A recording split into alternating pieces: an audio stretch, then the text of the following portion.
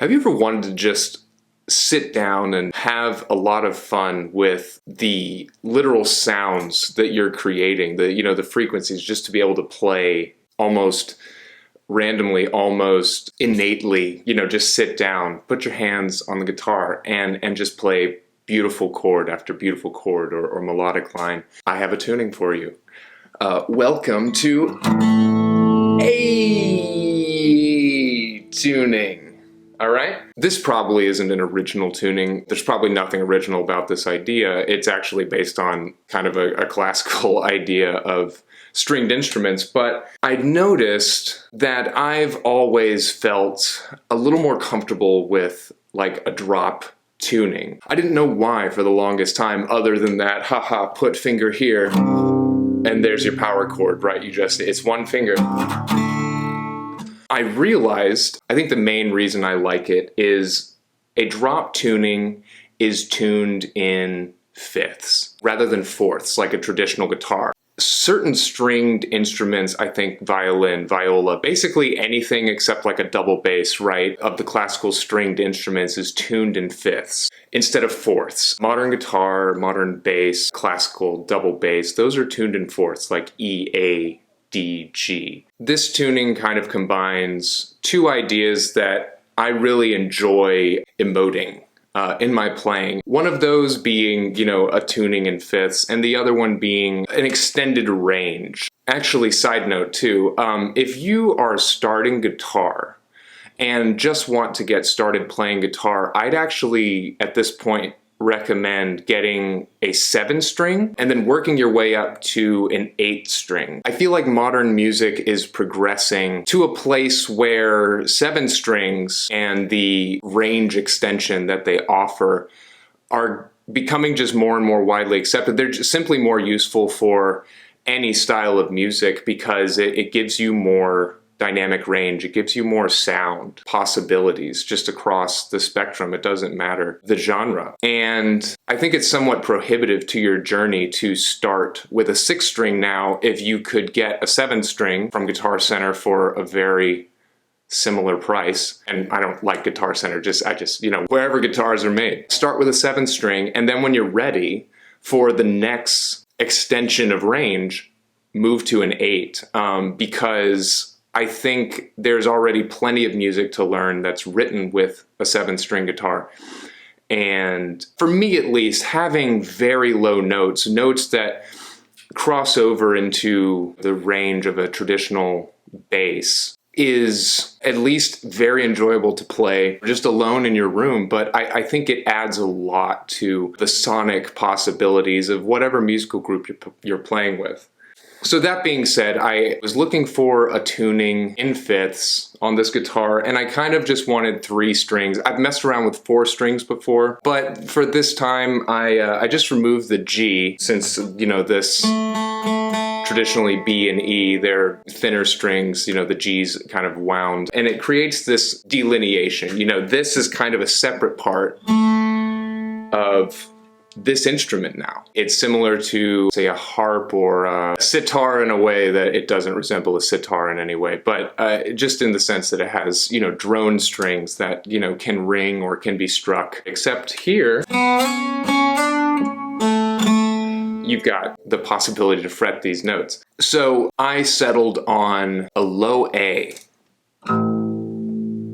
And I hope the mic is picking that up, but it's very low. In a lot of modern guitar music, a low A is usually reserved for metal or metalcore, something like that. But it sounds on an acoustic guitar almost, something like a cello or, a double bass, something, it has this beautiful fullness and resonance. So if you've ever had trouble understanding where the notes are on a guitar, memorizing in standard tuning all the different notes, the different strings, A seems like a pretty good place to start, doesn't it? To figure out, what note you're playing at any given time. A is your 0, so after that it should be pretty intuitive, right? A, B, C, D, E, F, G, A, right?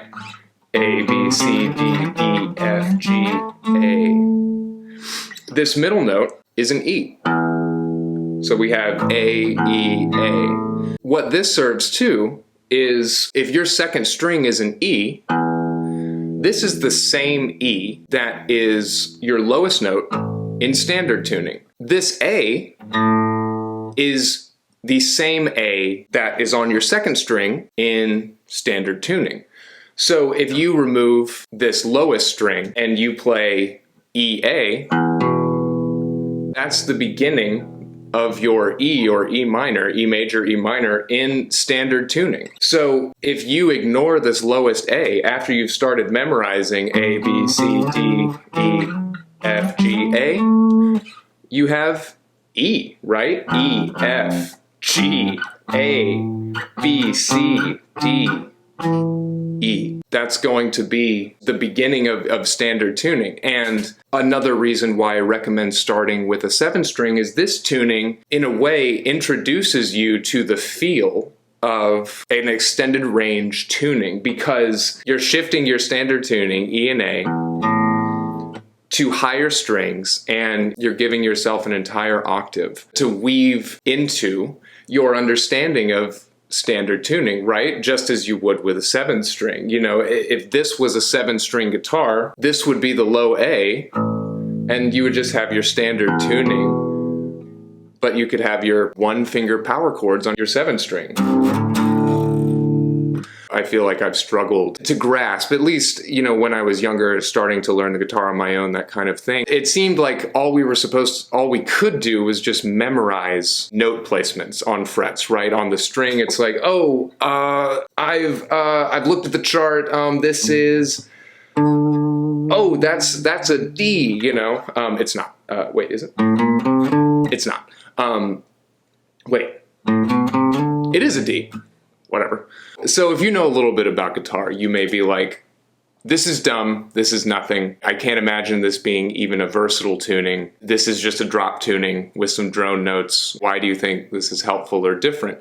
And I was originally going to bring a little more music theory into this lesson, or demonstration, I guess, to, justify why I personally think it's a useful tuning, but I remembered that I just don't care if you guys think I'm smart or not. I want to show you that there's a lot of sounds and textures that you can get out of a tuning like this. So I'm very interested in styles of playing that make you sound like you're playing more than one instrument at a time. So I think one of the first things I came up with this tuning was just something very simple, like just strumming, you know.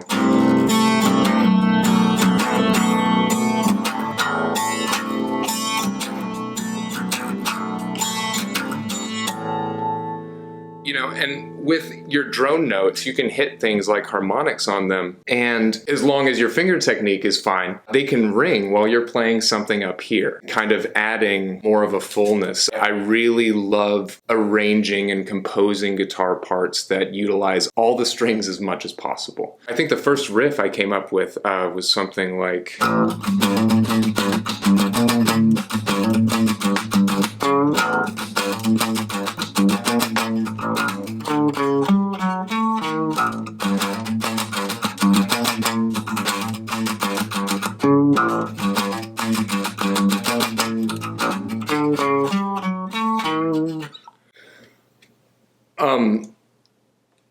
Whenever I write riffs, for some reason I can't seem to write anything other than like a Wes Borland riff. Like I always sound like I want to be in Limp Bizkit. I really haven't listened to that much Limp Bizkit. I'm not really sure why that keeps happening, but I feel like that's more of a me problem than it would be a you problem. But you know, for better or worse, I think that's a cool riff. And it gives you that kind of groovy, low, ballsy, metal-ish feeling, you know, because it's a metal-ish tuning, but it's on an acoustic guitar. And one thing I really like in electronic music is, you know, having a floor, an almost imperceptible rumble of bass frequencies, you know, in your piece, right? Just the... This tuning can really bring that out. And I actually just discovered an example last night. So let's take this chord, you know, this pretty chord, whatever. And let's add that floor in, you know, a little bit in. Let's kind of...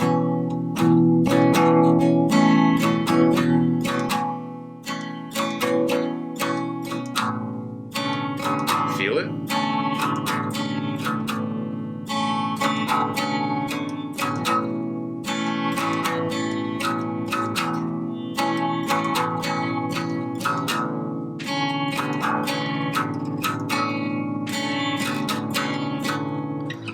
let's do something like,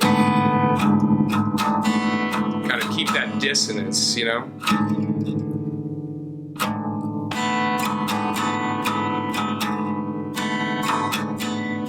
Let's give it a stretch, I don't know.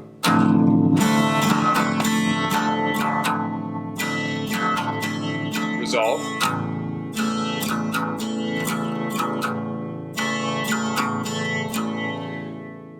What I'm playing is hilariously simple, right? But there's a lot going on, right? Especially with, there's a lot of movement wanting to happen.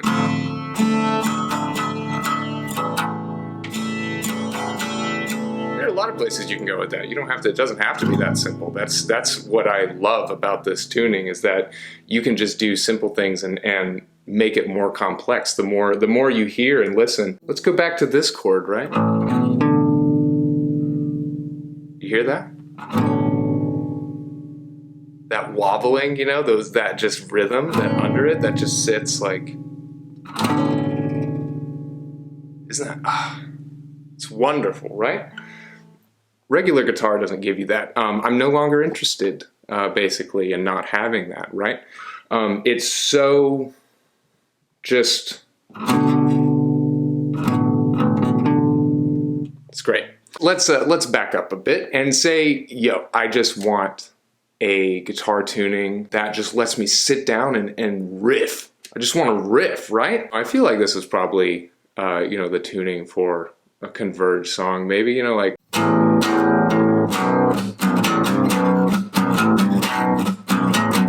you know, that's like Under Duress, right? Isn't it? Like,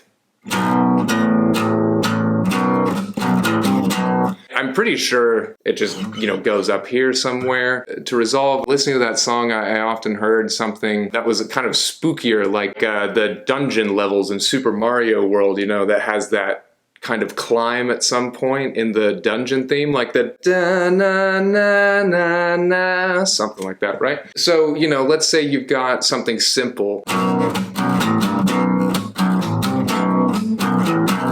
What if you want to make it a little more sophisticated? You don't want to just go, because you could totally do that, like,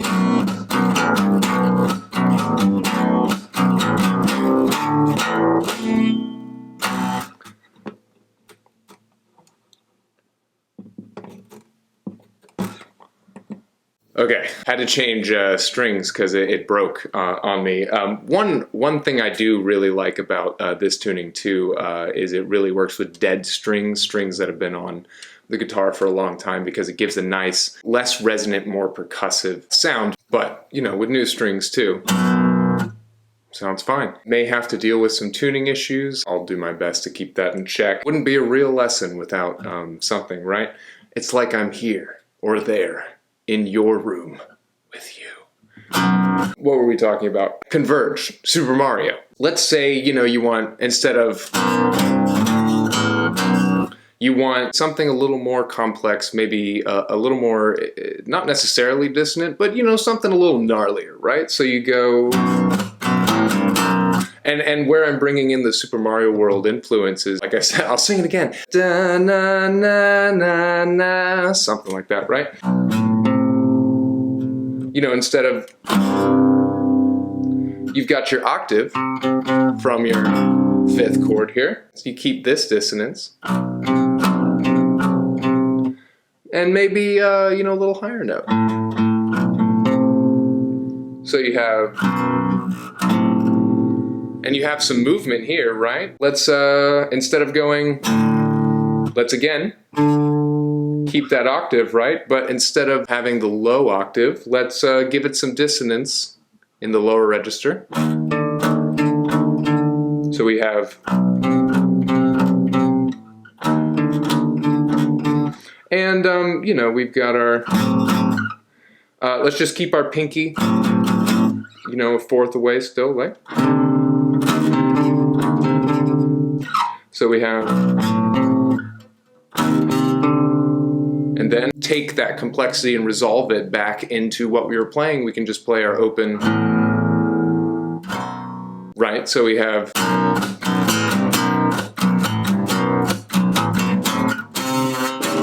I'm gonna play a little slower. I've been practicing this. It's a hard chord transition, but you know, hey, be better than me.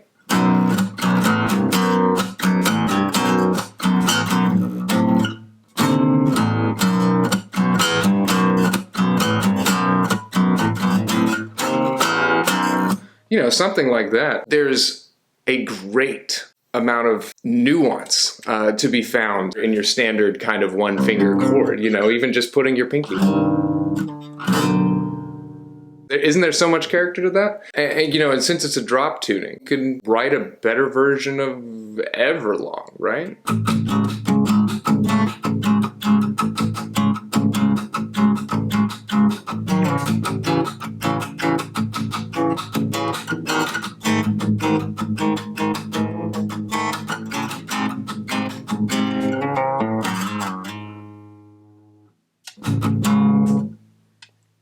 I don't know how the song goes, so, you know, whatever. You know, it does all the cool Tool things, you know?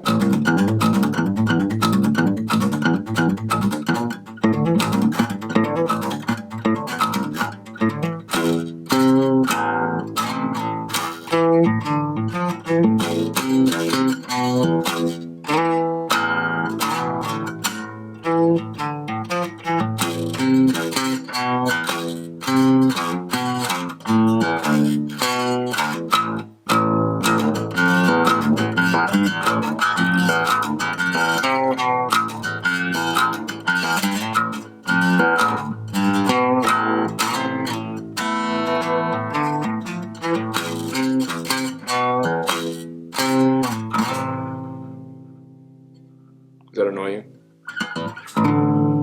No resolve? Well, stop letting that thinking hold you back. Let's take this out of what we were playing, right?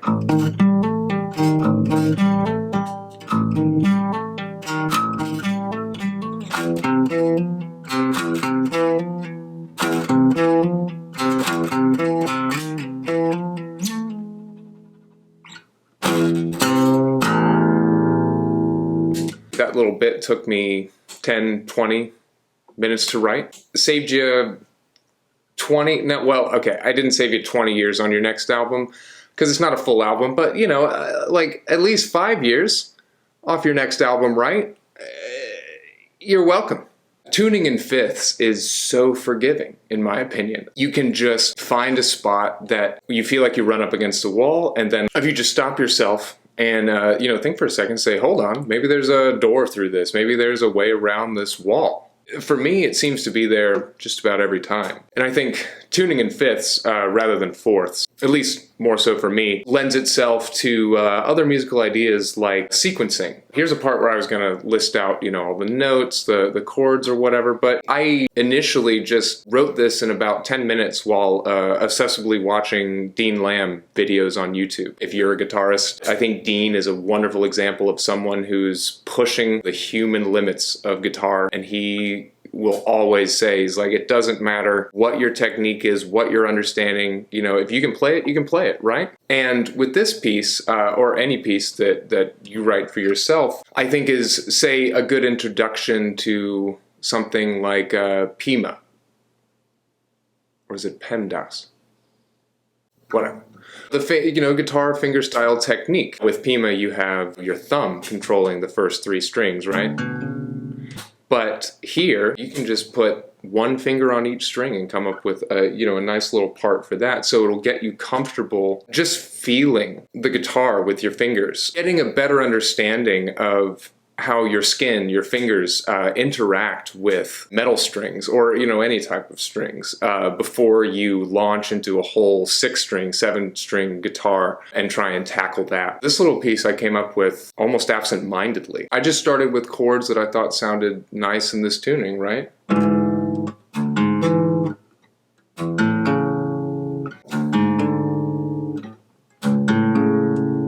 You know?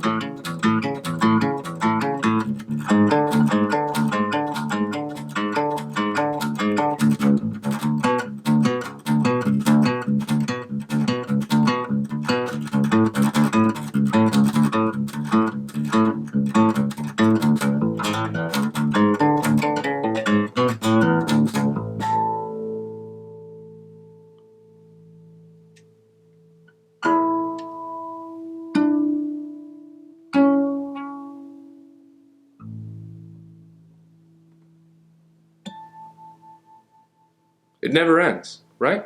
I don't think that piece is necessarily a testament to my understanding or skill with the guitar. I really do think tuning in fifths with 3 strings to focus on kind of forces you to look at stringed instruments or guitar in a different way, right? With almost every string being its own instrument, and helping you better understand how those 6 instruments, those 7 instruments, those 8 instruments work together. So let's embarrass me, right, for a second, just to show you that I'm really not trying to secretly compose a bunch of stuff and make this tuning look somehow, easier or more forgiving than it is. Let's do like a pop punky thing, right? Just like, I'll have to get into it, but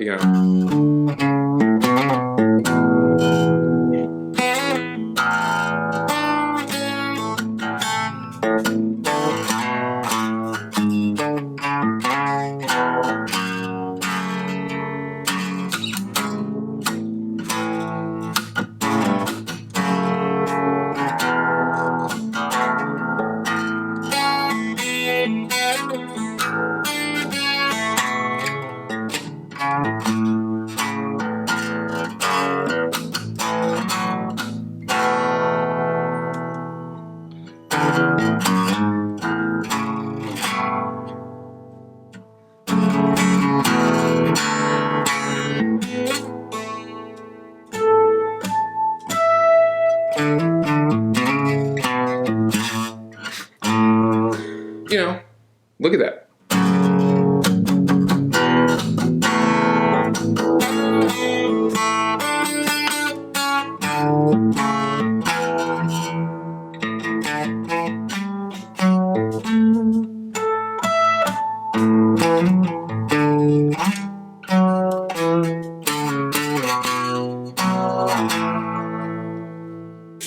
It's easy, right?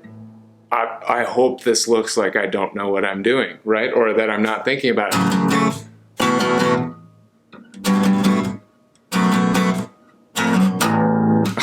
I don't know. You could do, I don't know, some sort of jazz thing.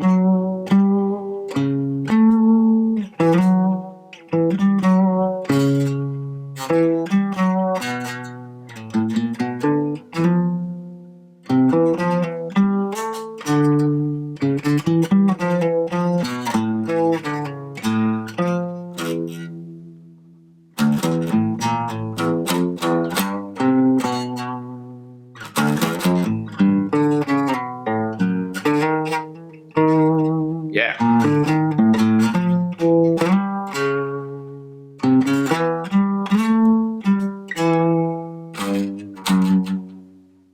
Maybe that didn't sound that great, but hey, it didn't sound that awful, right? Sounded jazzy. I could totally pass it off and say, hey, that was jazz. Someone would believe me, right?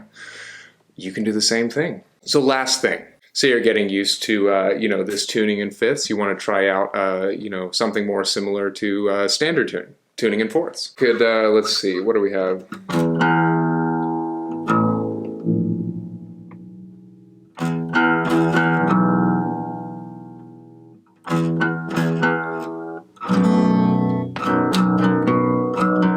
What do we have? Bay tuning, right? It's the same kind of thing. That doesn't work, but you can do your. I learned the bass line from Hysteria recently, which was somehow both more complicated and easier than I expected it to be. But work on 3-string riffs, right? Like.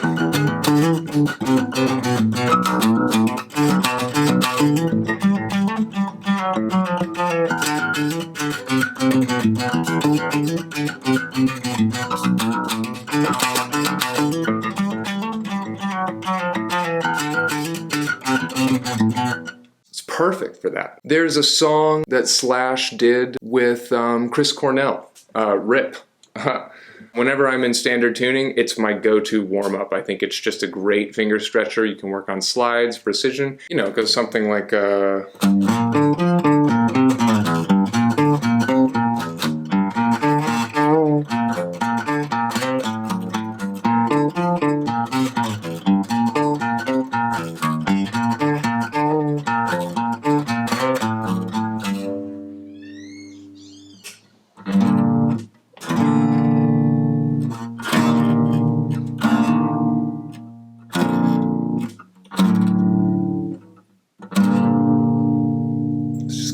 It's nice, right? So yeah, I feel like I've only scratched the surface with all the creative possibilities of a tuning like this. I think it's a great tool for beginners if you want to find your voice, to better understand the mechanics of guitar, how music theory is incorporated onto guitar. To be able to do all that and sit down with your beginner, intermediate, I mean even advanced skill level, and just be able to emote without needing to think too hard about what you're going to play. It's been a really enjoyable experience for me, and I would love to see more people try out something like this. I mean, you could do D-A-D-D-D, dad, d-d-d. It doesn't have to go as low as A, but you know, just some sort of tuning like that with your drone notes. My next experiment is going to take like an electric guitar and maybe add the G string back and figure out some fun pitch for the G string. But I think that's all I've got. I hope you enjoyed this lesson. So the last thing I'll leave you with is if you've watched this lesson, you've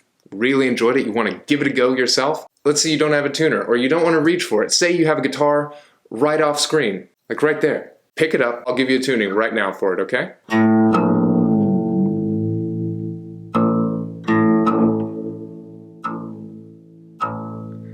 All right, you have AEAxAA, okay? So I'll just be your tuner if you need it.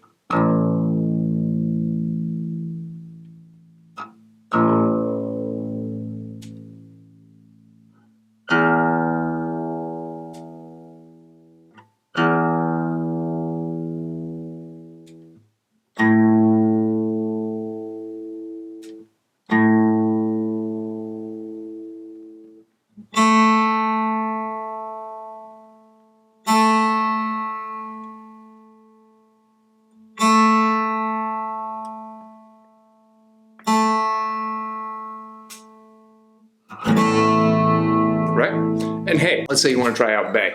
I'll give that to you too, right?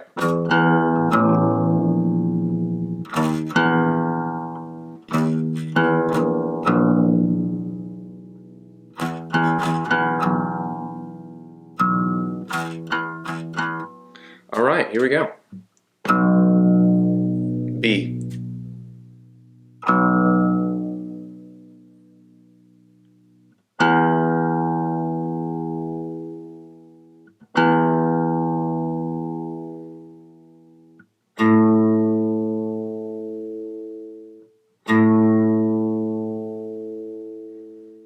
And I'll give you the 2 A's again, right?